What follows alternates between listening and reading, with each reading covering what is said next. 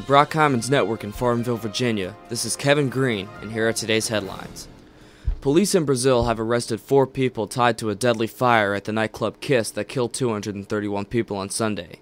According to the Associated Press, the club erupted in flames when soundproofing material caught fire during a concert. The names of the detainees were not released, however they included 2 club owners as well as 2 members of the band. With no fire escape or fire alarms, it appears that the club violated state safety codes. The 4 in question will remain in custody as authorities attempt to gather more information. On Monday, a bipartisan group of 8 senators announced a plan to reform immigration, according to CNN.com. The proposed plan would offer a path to citizenship for an estimated 11 million illegal immigrants. According to Republican Senator Marco Rubio of Florida, the goal is to create a system that treats all immigrants fairly. The plan also calls for heightened border security and a tougher stance on companies hiring undocumented workers.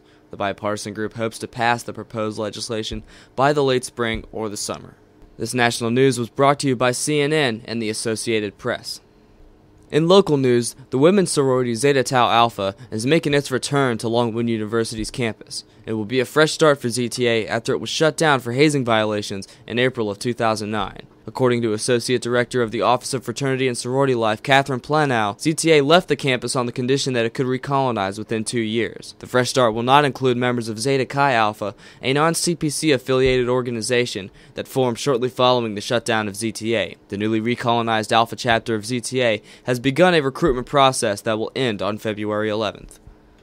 Dining services at Longwood University completed a few changes over winter break that originated from student and faculty feedback. According to the Rotunda, the biggest change among them was a new brick oven at Doral Dining Hall. The project took 3 years of planning and an eventual cost of $25,000 to complete. According to Director of Dining Services Grant Avent, the project was long-term due to problems getting approval. With the project now complete, Avent believes it will lead to a more efficient operation at Longwood's Dining Hall. This local news was brought to you by the Rotunda. It's now time for your 3-day forecast brought to you by the National Weather Service. Today will feature patchy fog with a high of 64 and an overnight low of 50. Wednesday will be rainy with a high of 69 and a low of 34. Chance of rain is 90%. Thursday will be sunny with a high of 46 and a low of 27. Thank you for listening to the Brock Commons Radio Network. We now return you to your featured programming.